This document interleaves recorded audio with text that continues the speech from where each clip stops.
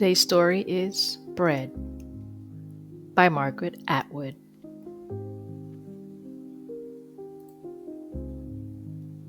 Imagine a piece of bread. You don't have to imagine it.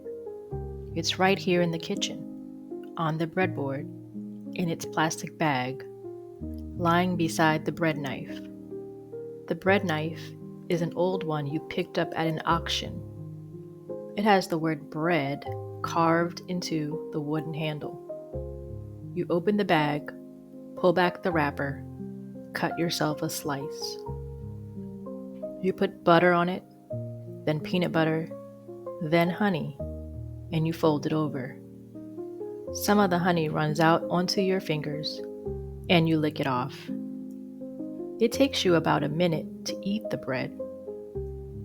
This bread happens to be brown, but there is also white bread in the refrigerator and a heel of the rye you got last week. Round as a full stomach then, now going moldy. Occasionally you make bread. You think of it as something relaxing to do with your hands.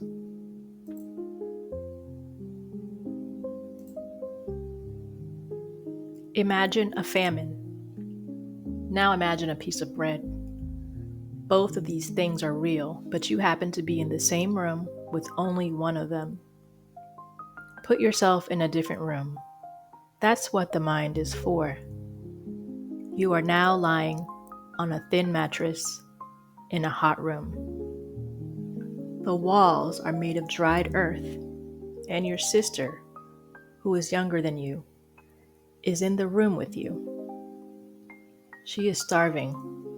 Her belly is bloated. Flies land on her eyes. You brush them off with your hand.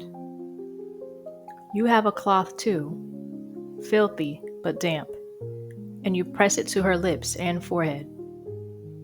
The piece of bread is the bread you've been saving for days, it seems. You are as hungry as she is, but not yet as weak.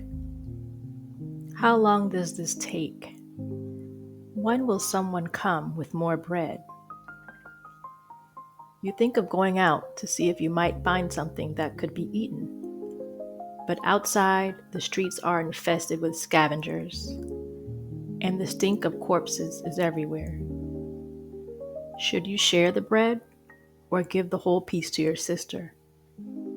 Should you eat the piece of bread yourself? After all, you have a better chance of living. You're stronger. How long does it take to decide?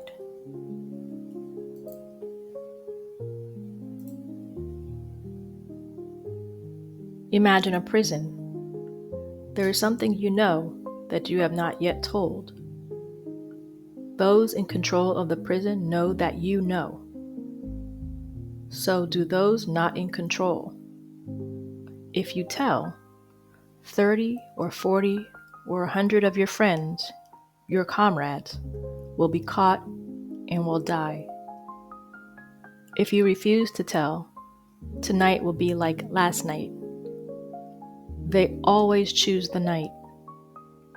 You don't think about the night, however, but about the piece of bread they offered you.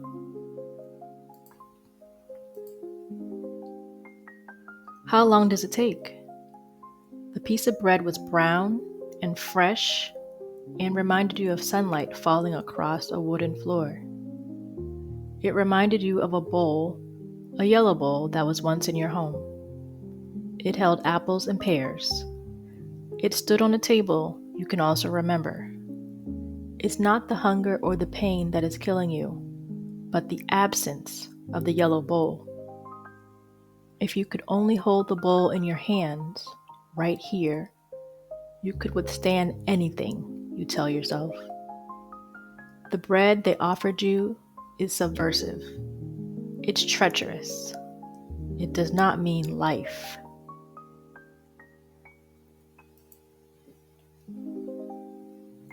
There were once two sisters. One was rich and had no children. The other had 5 children and was a widow. so poor that she no longer had any food left. She went to her sister and asked her for a mouthful of bread. "My children are dying," she said. The rich sister said, "I do not have enough for myself," and drove her away from the door. Then the husband of the rich sister came home and wanted to cut himself a piece of bread. But when he made the first cut, out flowed red blood. Everyone knew what that meant. This is a traditional German fairy tale.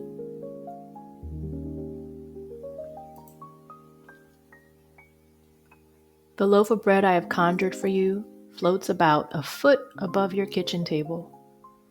The table is normal. There are no trapdoors in it. A blue tea towel floats beneath the bread, and there are no strings attaching the cloth to the bread, or the bread to the ceiling, or the table to the cloth. You've proved it by passing your hand above and below. You didn't touch the bread, though. What stopped you? You don't want to know whether the bread is real, or whether it's just a hallucination I've somehow duped you into seeing. There's no doubt that you can see the bread. You can even smell it. It smells like yeast, and it looks solid enough, solid as your own arm. But can you trust it? Can you eat it? You don't want to know. Imagine that.